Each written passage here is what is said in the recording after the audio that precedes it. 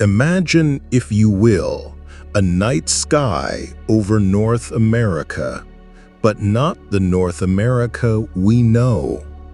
There are no skyscrapers yet, no highways, not buzzing power lines, not even the quiet hum of a late-night refrigerator.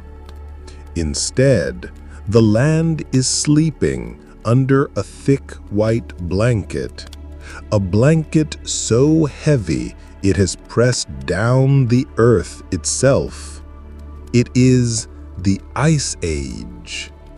Now, I don't mean just a little frost on the grass in the morning. I'm talking about ice sheets, solid walls of ancient snow, 2 miles thick in places. The air is sharp and clean, every breath a little icy bite. If you were standing somewhere in what's now Canada, you might not even see land at all, just an endless plain of frozen whiteness, stretching so far the horizon blends into the sky. The only sounds, the creak of ice shifting under its own weight, maybe the distant call of a bird, if any were brave enough to be here. And yet, somewhere beyond this cold wilderness, people were on the move. They didn't have maps. They didn't have GPS. They didn't even know they were discovering anything. But one step at a time, they were setting foot on what would one day be called the Americas. This is one of the greatest human mysteries. How did the very first people cross into North America, and when? For a long time, historians and archaeologists had a simple, tidy answer. They told us that around 13,000 years ago, humans walked from Siberia into Alaska across a land bridge called Beringia.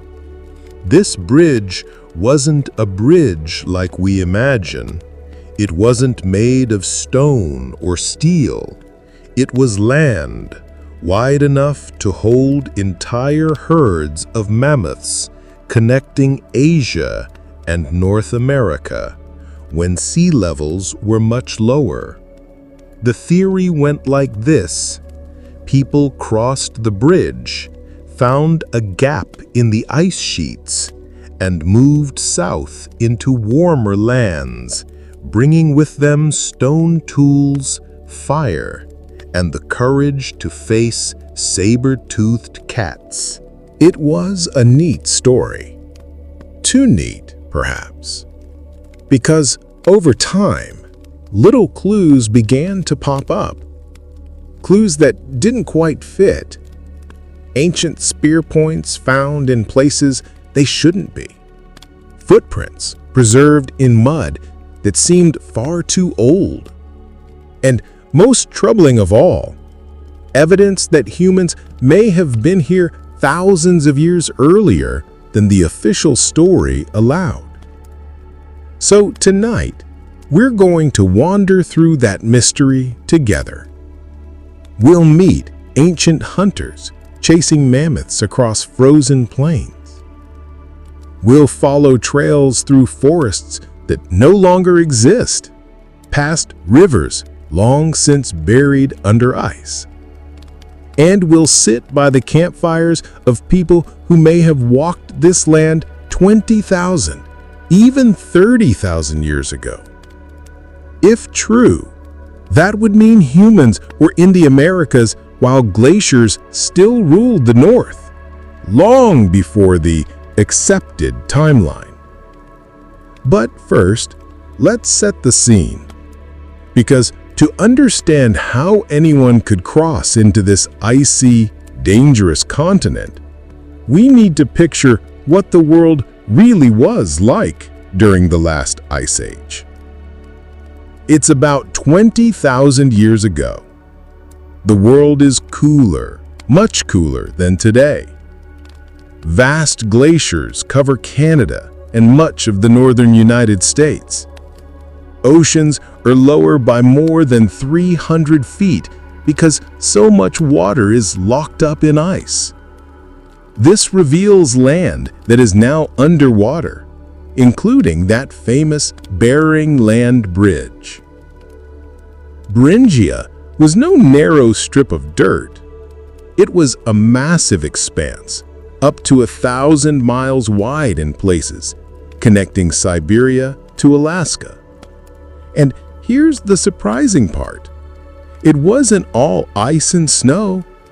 Much of Beringia was actually a cold, dry grassland, home to steppe bison, woolly mammoths, and wild horses. If you were there, you might see golden brown grass stretching in every direction, a low winter sun casting long shadows. You would hear the crunch of frozen ground underfoot, the distant rumble of hooves from animals that could weigh as much as a small car. Some scientists think people may have lived on this land bridge for generations, hunting, gathering, and adapting to its harsh seasons before moving deeper into the Americas. Others believe they crossed quickly, like a migrating herd, following the animals they depended on. The big question is when this happened, and here's where the mystery begins. Because moving into North America wasn't as simple as walking across a bridge. Those massive ice sheets covering Canada blocked the way south. Imagine two walls of ice, each thousands of feet high, stretching from coast to coast. Between them, for most of the Ice Age, there was no way through. So how did they get in? One idea is the ice-free corridor theory. When the glaciers started to melt around 13,000 years ago, a narrow passage opened between them, allowing people to walk south.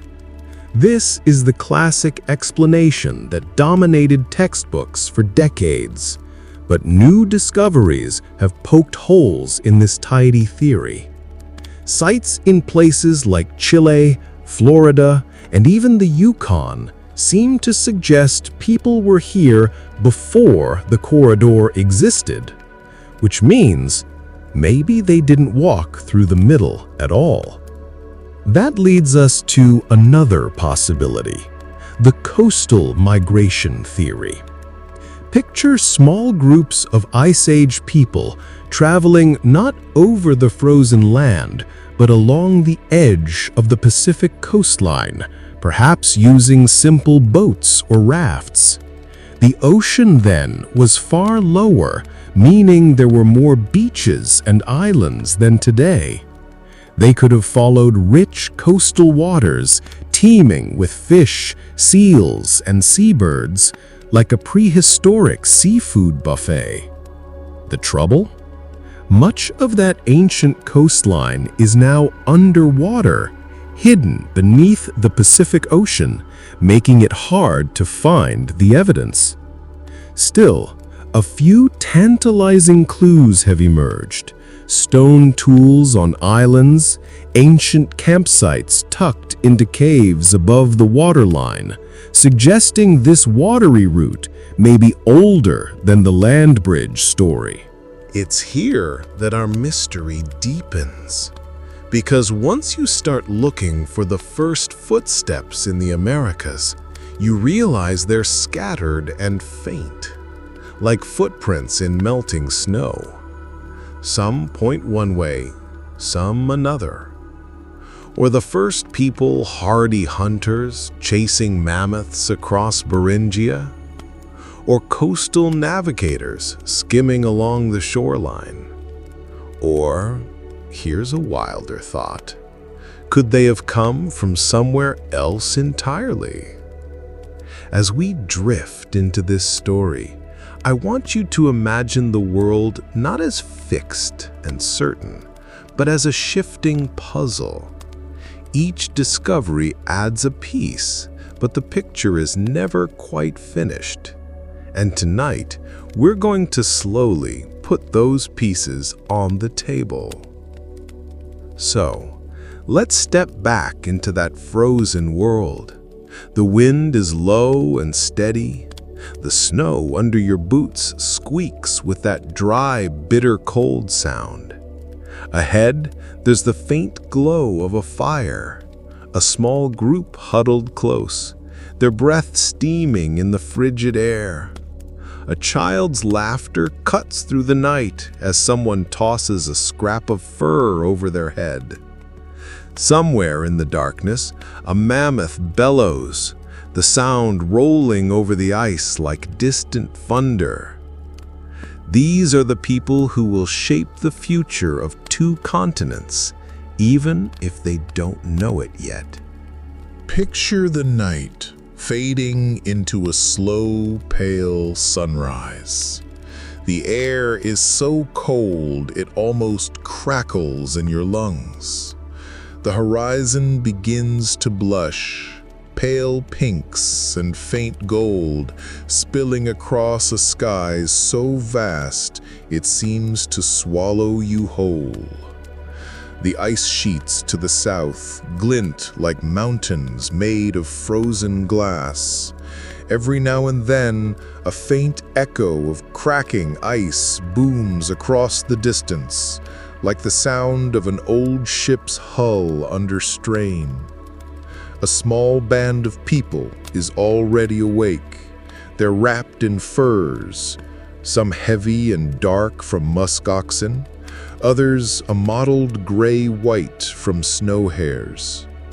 Their breath rises in little clouds as they move. There are no houses, no cozy fireplaces, no steaming mugs of coffee, just a scattering of hide tents, some no bigger than a modern camping shelter. They live light.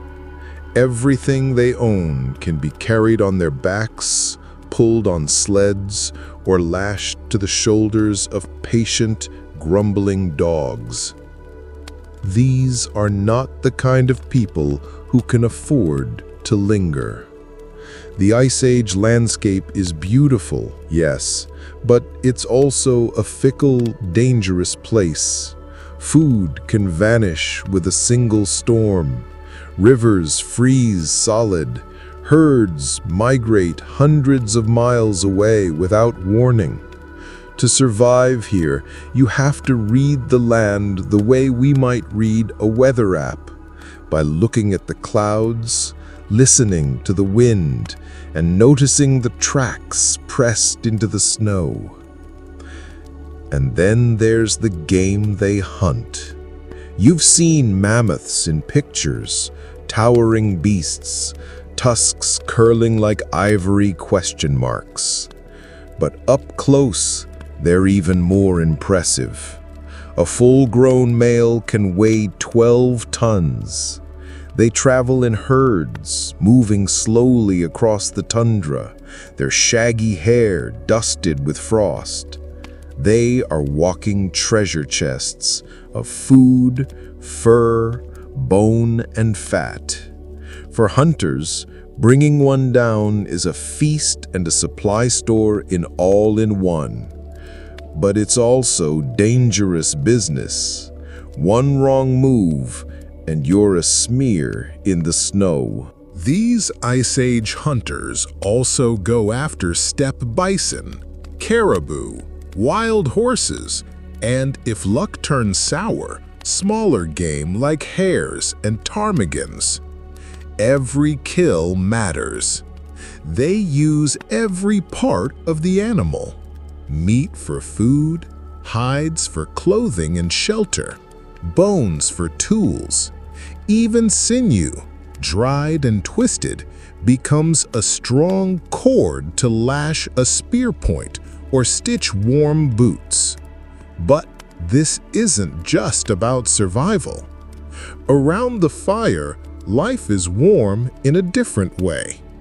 The elders tell stories, myths about how the world began, how the animals got their shapes, and why the ice comes and goes. Children carve small toys from bone scraps, the way you might doodle during a long evening. The hunters sharpen their spears, their eyes reflecting the firelight. Somewhere in the background, someone is humming, a low, wordless tune that blends with the wind. For all the hardships, this is a community, a group bound not by borders or flags, but by the simple truth that they need each other to live. Now, here's where we begin to see the first signs of a mystery. Imagine one of these groups traveling south, following a herd of mammoths along a frozen river.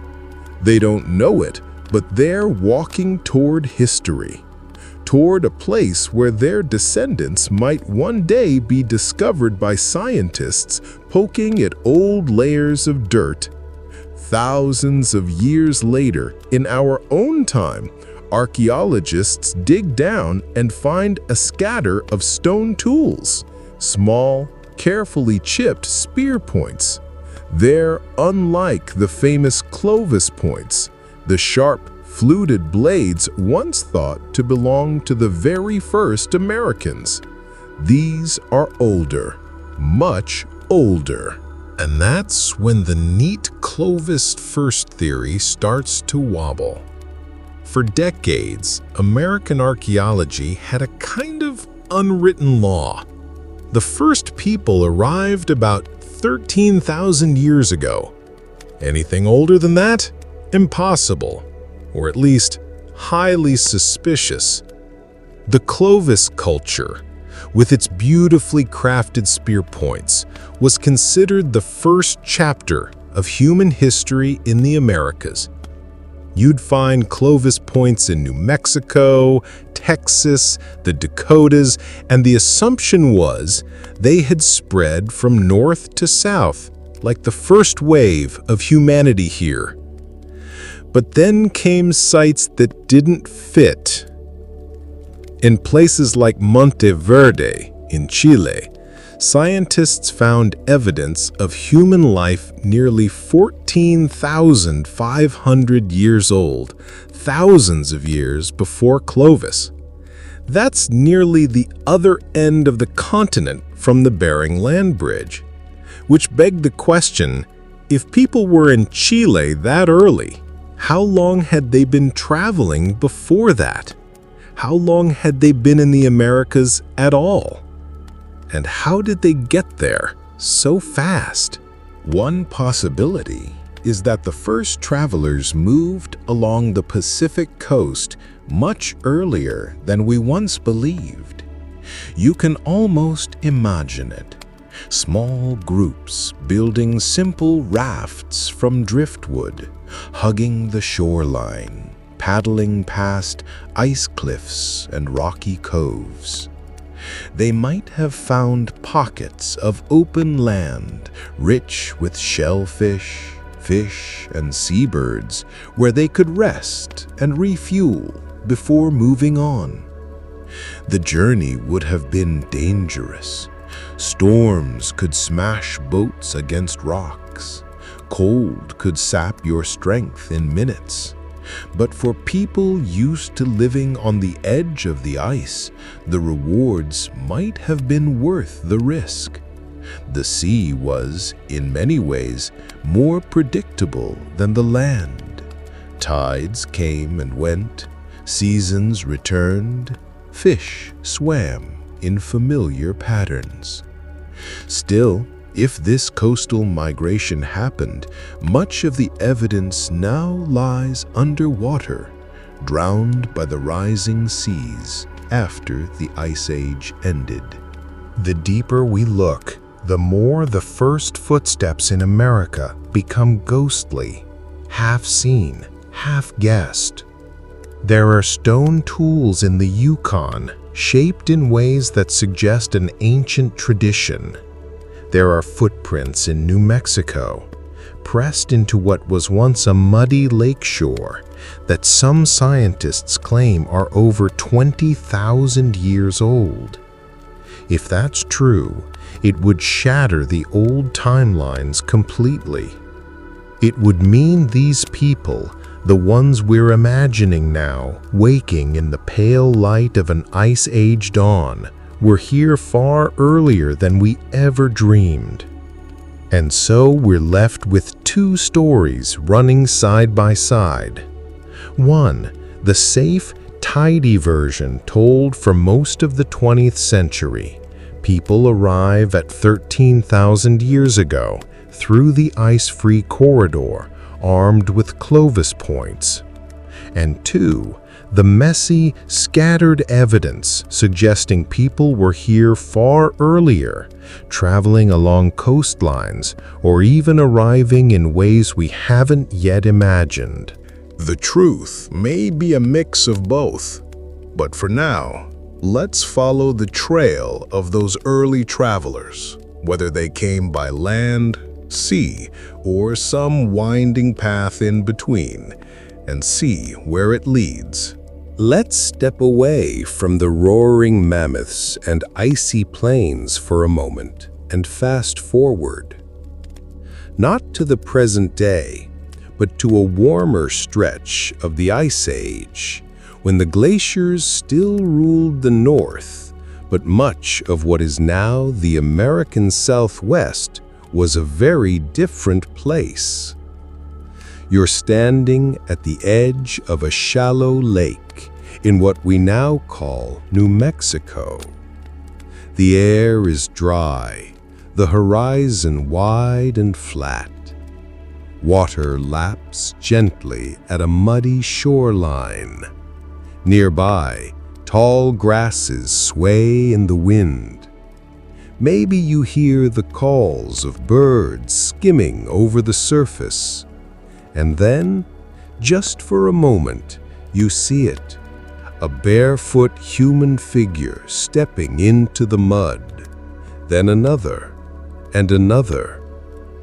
Thousands of years later, when that lake has long since dried up, those same footprints are found again, preserved in layers of hardened earth.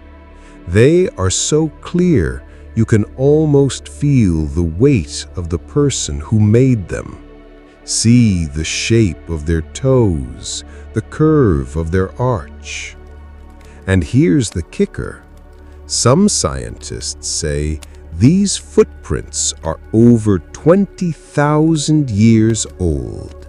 When the news broke in 2021, it set off fireworks in the archaeology world. 20,000 years? That would mean humans were in North America at the very height of the last ice age, when the ice sheets were still at their greatest extent. According to the old theory, that was supposed to be impossible. The site, called White Sands, had more than just human prints. There were also tracks from mammoths, giant ground sloths, and ancient camels, all frozen in the same time capsule of mud.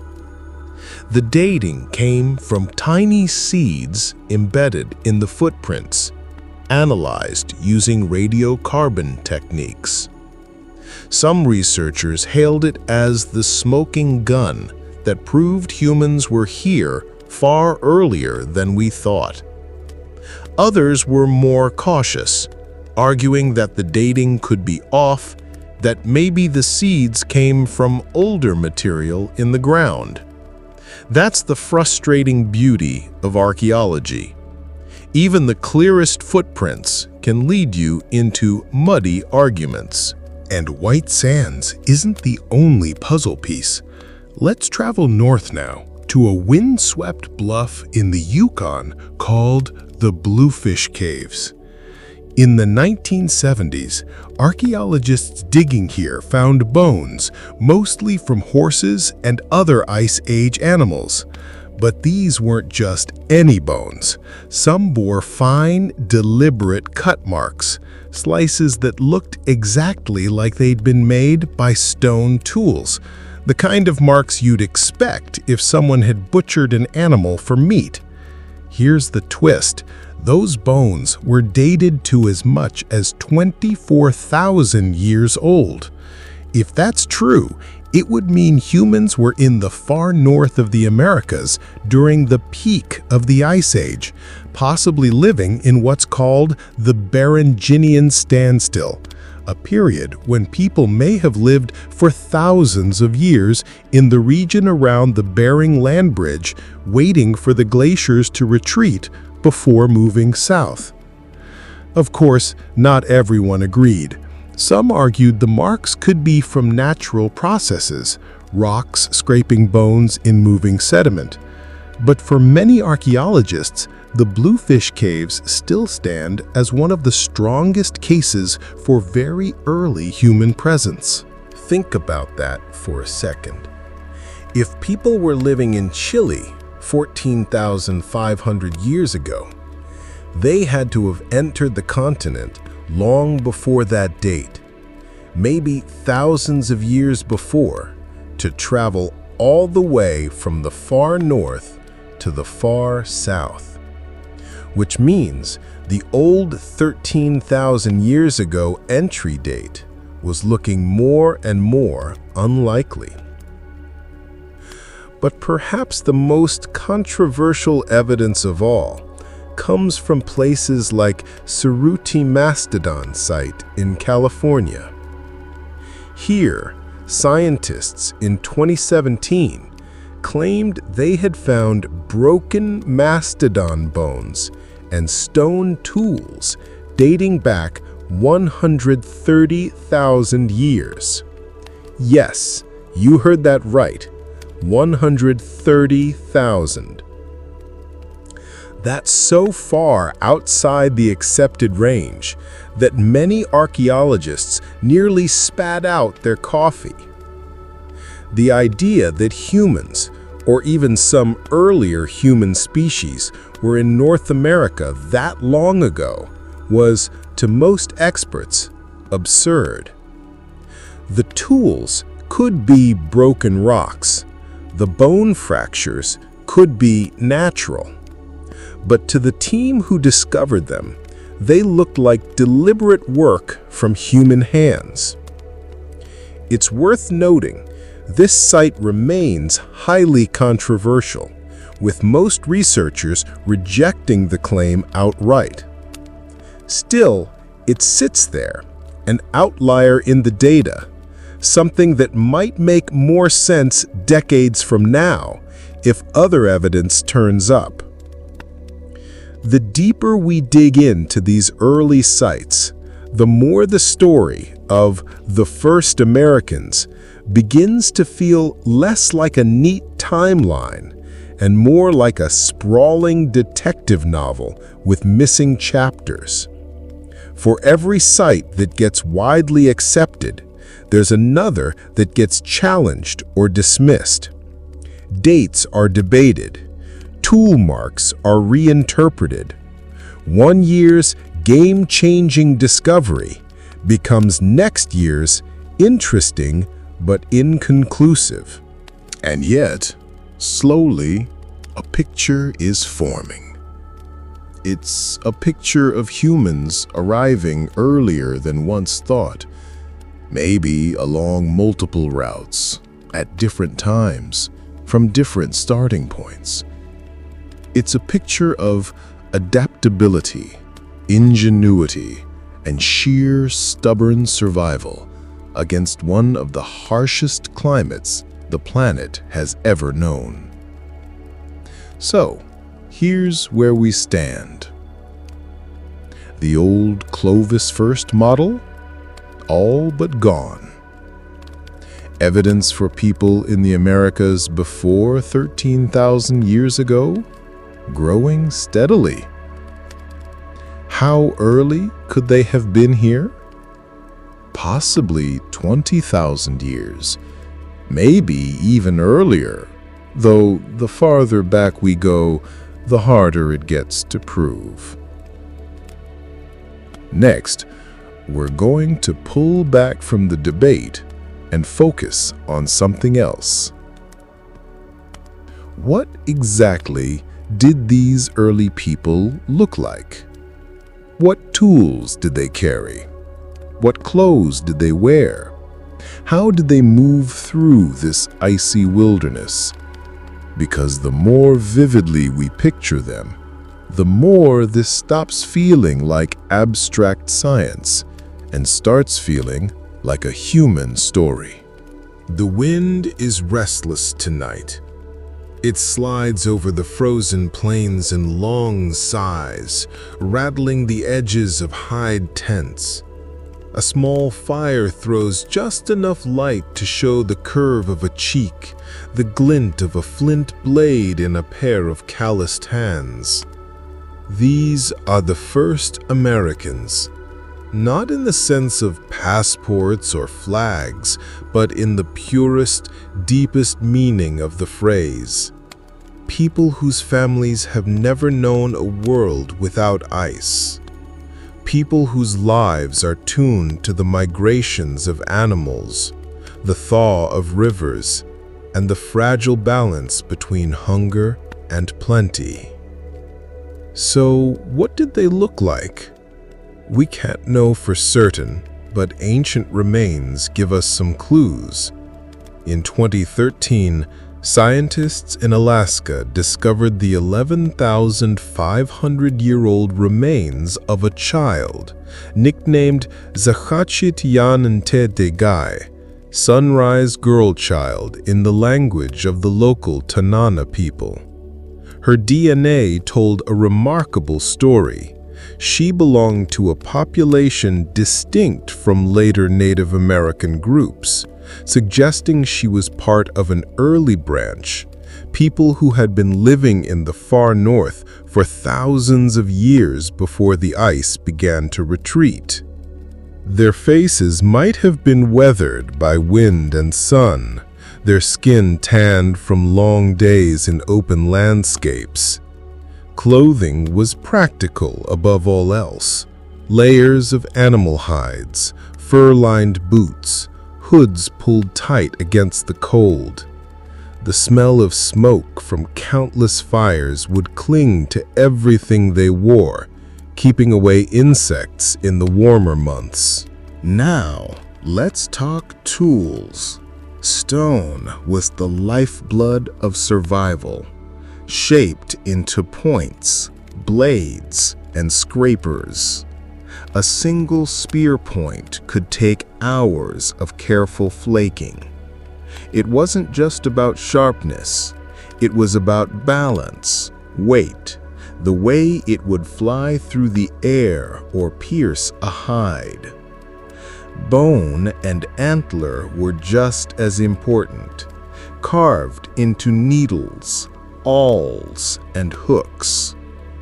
Picture a small group seated on a mammoth hide mat, working together. One person chipping at a chunk of chert with a hammerstone, another shaving thin strips of sinew to make cord, someone else sewing fur panels together into a winter parka. In a world where every object is made by hand, nothing is wasted, nothing is thoughtless. And yet these tools weren't crude.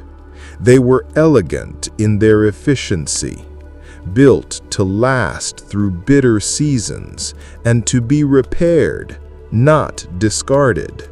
Dogs were more than companions. They were work partners, pulling loads or guarding camp. Some archaeologists believe domesticated dogs may have been in the Americas by at least 10,000 years ago, though their presence in Siberia predates that. You can imagine them trotting alongside hunters, ears twitching at distant sounds, noses always to the wind. And those fires, they were more than just warmth. They were the center of the world, light in the darkness, a meeting place, a classroom, and sometimes a sanctuary when the wind howled outside the tent walls. The flames would dance against the faces of hunters and children alike, the smoke curling upward, carrying with it the scent of roasting meat and burning fat. We like to imagine these moments as silent and reverent, but humans have always been human. There was probably laughter, teasing, maybe even arguments over who got the choicest cut of meat. Life, even in the Ice Age, had its daily dramas. By day, the hunt ruled everything. The most iconic image we have, hunters with spears approaching a mammoth, wasn't an everyday scene. Bringing down a mammoth was rare, dangerous, and required incredible coordination. More often, they hunted smaller game or scavenged from carcasses left behind by predators. Still, when a big kill happened, it was cause for celebration. Meat would be dried and smoked for later.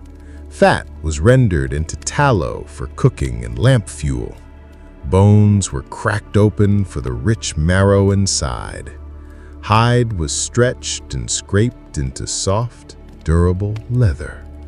Nothing was left behind if it could serve a purpose. For us, the Ice Age is an abstract concept, cold, dangerous, distant. For them, it was simply life.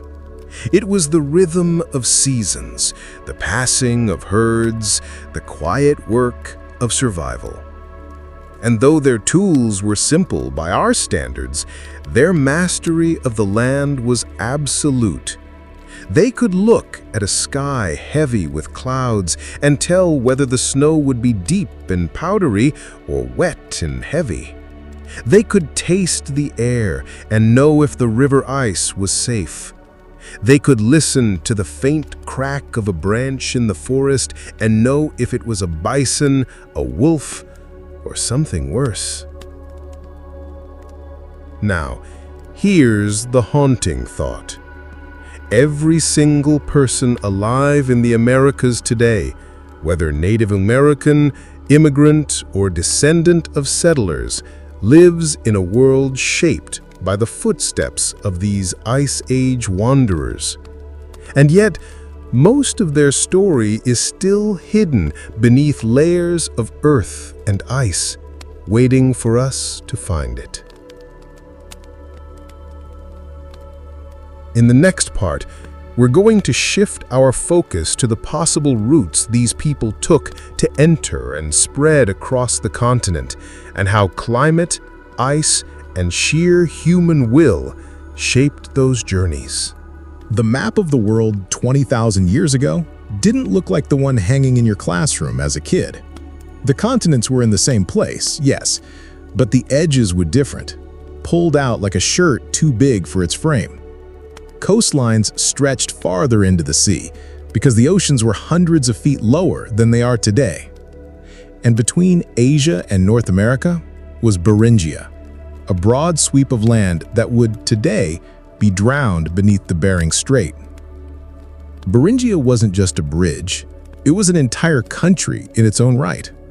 Imagine walking across it, mile after mile of windswept steppe, dotted with hardy grasses and scrubby plants. The air was dry, the winters brutal, but the summers, short as they were, brought bursts of green and swarms of insects. Mammoths grazed, caribou migrated, wolves trotted in the distance. If you stood there and turned your head one way, you'd see Siberia. Turn the other, and you'd see Alaska. No passport needed, just strong legs and the will to keep moving. For years, scientists thought this was the way humans came into the Americas. Cross the land bridge, wait for the ice to open a path, then head south. But as we've seen, the story might be more complicated. Here's the first problem. Around 20,000 years ago, the Laurentide and Cordilleran ice sheets, two massive walls of ice, covered Canada and much of the northern US. For most of the Ice Age, they met in the middle, forming a frozen barrier stretching from the Pacific to the Atlantic. The ice-free corridor, that narrow strip of land between them, didn't fully open until roughly 13,000 years ago. If people were already in places like Chile thousands of years earlier, they couldn't have come through that corridor. It simply wasn't there yet. So, what if they didn't go through the ice, but around it? That's where the coastal migration theory comes in. Picture this, small groups of Ice Age people, maybe just a few families at a time, traveling along the Pacific coast. Not walking in the surf, but paddling in simple boats, rafts lashed from driftwood, dugout canoes carved from whole logs, maybe even skin boats stretched over wooden frames. They would have hugged the shore, stopping at coves and estuaries rich in shellfish, seaweed, and fish. They could dry meat from seals or seabirds, gather berries from windswept headlands, and push on when the season changed. At that time, the coast would have been more accessible than it is today. The sea was lower, so there were broad beaches and offshore islands, places now drowned beneath the Pacific. If you could walk those ancient shorelines today, you might find fire pits, tools, and the charred bones of fish dinners left behind 15 or 20,000 years ago. The catch? We can't see most of it. It's underwater now. There's a romantic quality to the coastal theory. It paints the first Americans as explorers of the sea, not just the land. It also explains how they could have reached South America so quickly, simply by following the Kelp Highway, a chain of productive marine ecosystems running from Asia down the Pacific coast. And it might explain why early sites appear in places far from the corridor, like Monteverde in Chile or the Channel Islands in California. The latter has yielded stone tools and the bones of extinct animals that date back more than 13,000 years, suggesting humans were fishing and foraging offshore earlier than we thought possible. But there are other, even stranger theories. Some researchers have floated the idea of transatlantic contact, not from Europe in ships like later explorers, but from Ice Age people following the edge of the North Atlantic's sea ice from what is now Western Europe. This is sometimes called the Solutrean hypothesis. It suggests that Ice Age Europeans, using advanced stone tools, might have reached North America by skirting the glacial ice on boats, hunting seals along the way. It's a fringe idea and widely criticized, partly because the evidence is thin and partly because it risks being misused for political agendas. Still, it's one of those what-if possibilities that keeps the imagination busy. And then there's the possibility of multiple waves of migration, not just one entry, but many, over thousands of years. Some may have come overland through Beringia when the ice allowed it. Others may have come by sea along the coast. A few groups might even have entered from other directions entirely, only to be absorbed or replaced over time. Genetic studies show complexity here. Some ancient remains in the Americas share markers with Siberian groups, others with people from coastal East Asia, and some with no close matches at all. It's as if the peopling of the Americas wasn't a single road trip, but a tangled web of journeys. Whatever the route, imagine the courage it took, leaving the familiar hunting grounds of Asia, facing bitter winds, shifting ice, unknown lands, traveling with your children, your elders, your dogs. No guarantee of safety, no map to show the way. And yet, they came. Whether across grasslands or along icy shores, they kept moving, generation after generation, until the Americas were no longer new, but home. In the next part, we're going to explore what happened after those first footsteps, how humans spread through the continent, adapted to wildly different landscapes, and left behind traces that still spark arguments today. The Ice Age is loosening its grip. The glaciers, those great white walls that once sealed off the heart of North America, are beginning to retreat. Rivers swell with meltwater, carving new paths through the land. Grass pushes up through bare soil. The world is changing fast, and humans are on the move. No one sets out to colonize a continent. There's no map with little flags, no formal plan. Movement is driven by simpler forces. The herds are heading south. Follow them. The river is flooding. Find higher ground. There's a valley over the ridge where the snow melts early. Go there. And so, slowly over generations, people fan out in every direction. Some head east across the plains, chasing mammoth and bison. Others move into the dense forests, learning to stalk deer and gather nuts. Still others follow the coastline, living off fish, shellfish, and seabirds. Within a few thousand years, human footprints can be found from the Arctic tundra to the windswept tip of South America. Imagine stepping into their world in, say, 12,000 BC. In the north, the tundra stretches wide and bare, dotted with dwarf shrubs and the occasional lone spruce tree. Herds of caribou drift across it like slow-moving rivers. The air smells sharp and clean, with just a hint of wet moss from melting snow. Farther south, the plains open up into grasslands, where mammoth, giant bison, and ancient horses graze. The ground trembles when they run. Prairie winds whistle low through the grass, carrying the sound of distant thunder, not from storms, but from hooves. Go west, and you find mountain ranges still locked in snow, valleys threaded with rivers clear as glass. Go east, and the forests thicken. Towering pines, tangled underbrush, shadows shifting with the movement of elk and wolves. The first Americans adapt to all of it.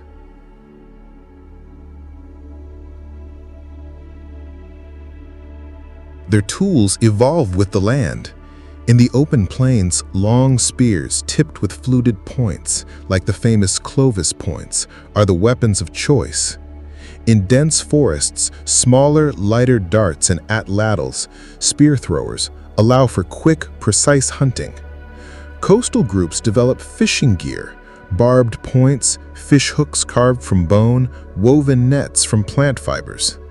And then there's fire, an old companion, but now used in new ways. Fires clear brush to drive game or encourage certain plants to grow. In some places, humans reshape the land itself through fire, turning forests into more open hunting grounds.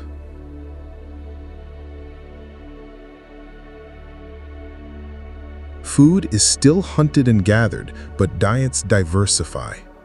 In the far north, seal and fish are staples.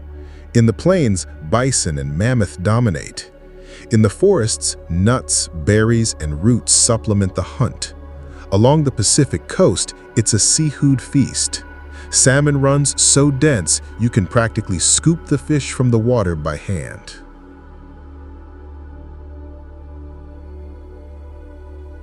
With this variety comes resilience. If a herd migrates away or a species declines, there's always another source of food. This adaptability is one reason humans thrive, while so many Ice Age giants, mammoths, giant sloths, saber-toothed cats, begin to disappear. But life isn't all steady expansion and abundance. The climate is fickle. Around 12,900 years ago, just as things are warming, the Younger Dryas hits, a sudden return to near glacial conditions. In some places, temperatures drop dramatically in just a few decades. Plants die back, animals shift ranges, and humans must adapt all over again. Some groups move south into warmer regions. Others dig in, toughing out the cold with thicker clothing, more efficient shelters, and hunting strategies tuned to leaner times. The landscape changes, but people endure. Culturally, the continent is no longer a single blank slate. Distinct traditions begin to emerge. Tool styles differ from one region to the next. Fine, delicate points in one place, heavy utilitarian blades in another. Rock art begins to appear, scratched or painted on cliff faces and cave walls. Some depict animals in motion, elk with legs outstretched, mammoths with curling tusks. Others are more abstract, patterns whose meanings are lost to us but may have marked territory, told stories, or carried spiritual significance.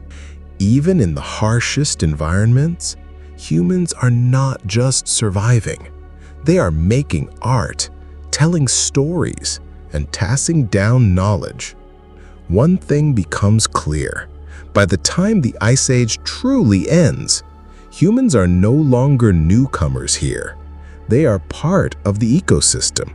They shape it, are shaped by it, and carry its memory in their movements, tools, and traditions. And yet, thousands of years later, we're still trying to piece together exactly how they got here and when. Because even as these first Americans were spreading across the land, they were leaving behind a trail of clues so faint that it would take millennia and a lot of arguments for us to notice them. In the next part, we're going to look at one of the biggest turning points in this whole saga, the end of the Ice Age, when melting ice reshaped the land, drowned ancient coastlines, and locked some of the earliest evidence of human life beneath the sea. It starts quietly. The sun climbs a little higher each summer. Winters feel a touch shorter. The snowline creeps back, bit by bit, revealing dark soil and shy shoots of green.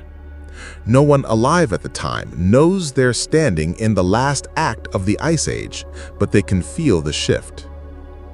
And then, almost imperceptibly, the Great Retreat begins. The Laurentine and Cordilleran ice sheets, which for thousands of years had been hulking white fortresses across the north, start to thin and fracture. Glaciers grind backward, leaving behind valleys, boulder fields, and lakes so big they look like inland seas. The meltwater is relentless. It carves deep channels through the earth, swelling rivers until they roar. It pools into vast lakes, some of which will later vanish, leaving behind salt flats and empty basins. And it flows into the oceans, slowly but steadily raising sea levels. For the first Americans, this is a double-edged sword. On one hand, new land opens up. Fresh plants sprout in places once buried under ice, attracting game. Rivers and lakes teem with fish. Travel becomes easier without the endless white barricades. But on the other hand, the rising seas are swallowing coastlines, and with them, the earliest chapters of their own story. Remember Beringia? That broad, grassy land bridge between Asia and Alaska? It's shrinking. Year after year, the sea creeps in, taking a little more. Places where families once camped, where fires once burned, are drowned under cold salt water. By around 11,000 years ago, the bridge is gone, replaced by the narrow Bering Strait we know today. If early humans traveled along the Pacific coast, much of their route is now underwater.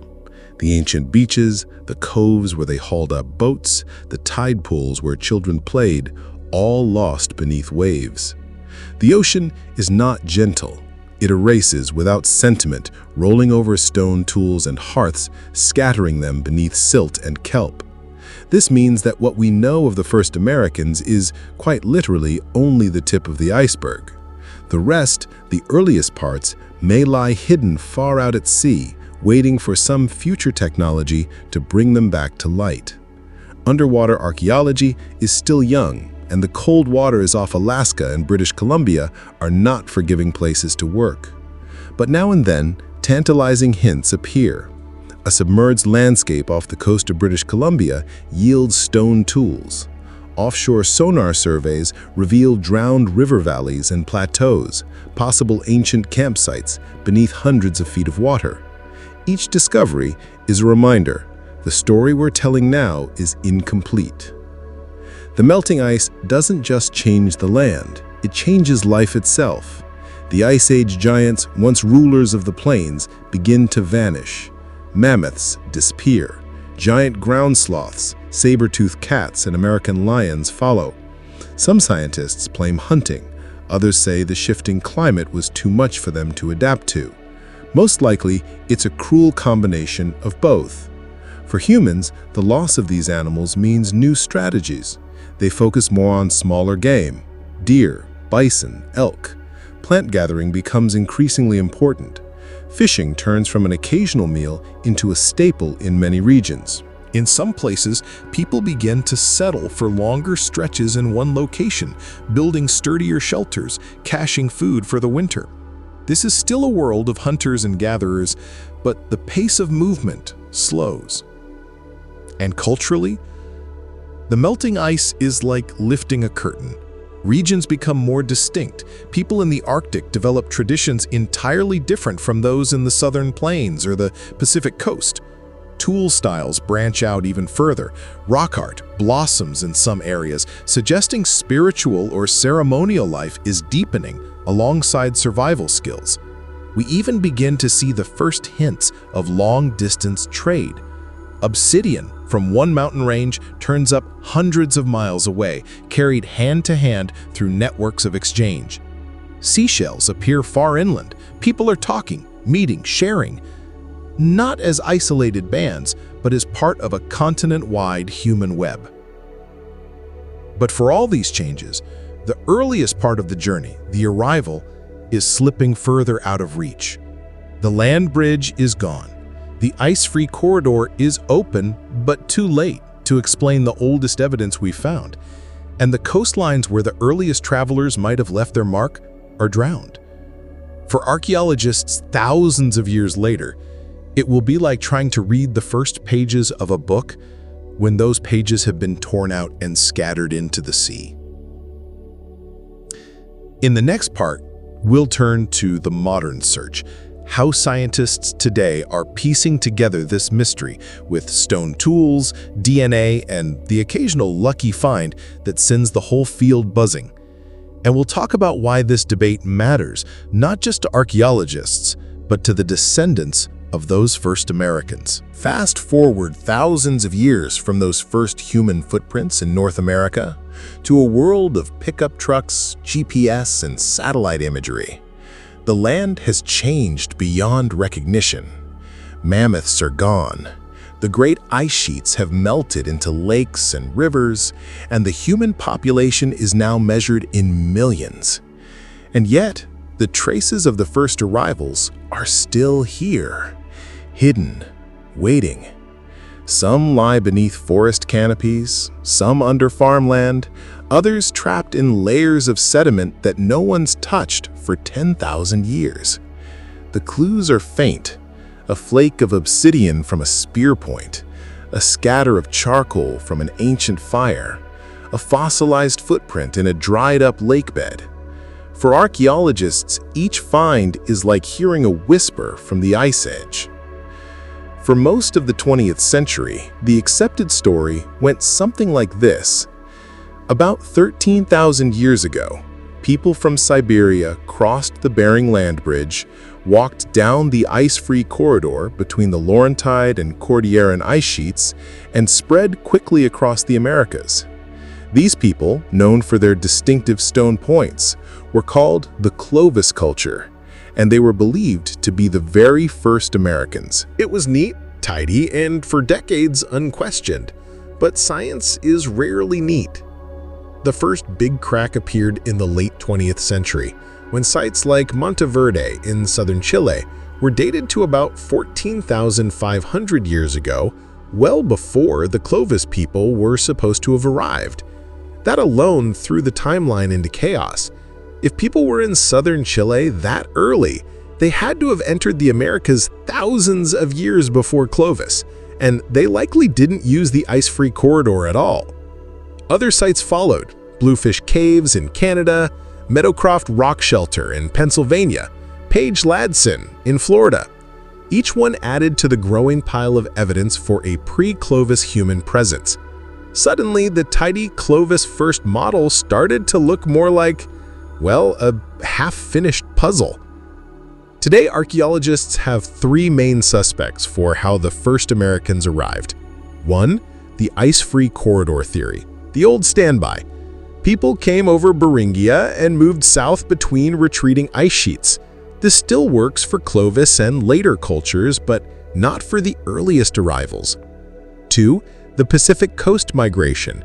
Travelers hugged the shoreline in boats or on foot, living off marine resources. This route could explain the older sites, but much of the evidence is now underwater. And 3. Multiple migrations. Not one path, but several. Over thousands of years, different groups may have arrived by different routes. Some overland, some by sea, maybe even from places we haven't considered yet. And now, DNA has entered the picture. Ancient genetic samples from human remains, paired with modern indigenous DNA, suggest that most Native American lineages trace back to a common ancestral population in Siberia about 20,000 to 25,000 years ago. But here's the twist. The genetic evidence hints that these people may have spent thousands of years isolated somewhere, possibly in Beringia, before moving deeper into the Americas. This so-called Beringian standstill hypothesis fits with the idea that humans lived in that ice-free northern refuge for generations before the Great Migration south. But it also raises more questions than it answers. What were they doing there all that time? How many made the crossing? And how far back does the human presence in the Americas really go? Of course, this is not just a puzzle for scientists. It's a deeply personal story for the descendants of those first Americans. Many indigenous communities have oral histories that describe their people as having always been here or having emerged from the land itself.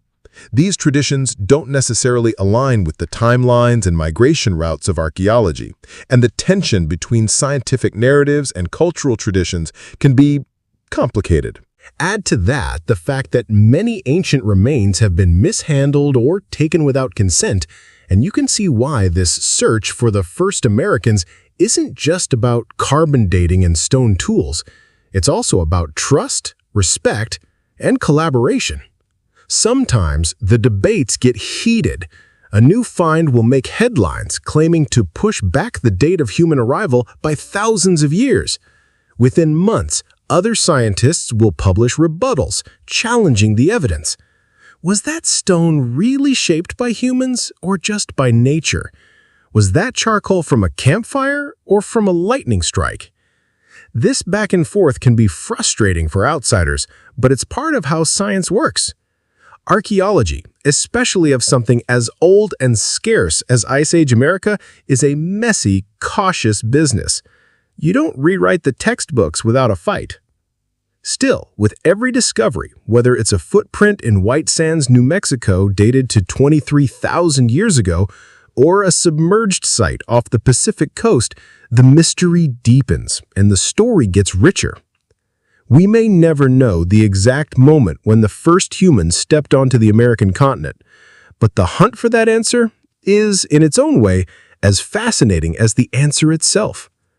In the next part, we'll bring this long journey full circle, looking at what we've learned, what we still don't know, and why the story of the first Americans is really a story about all of us.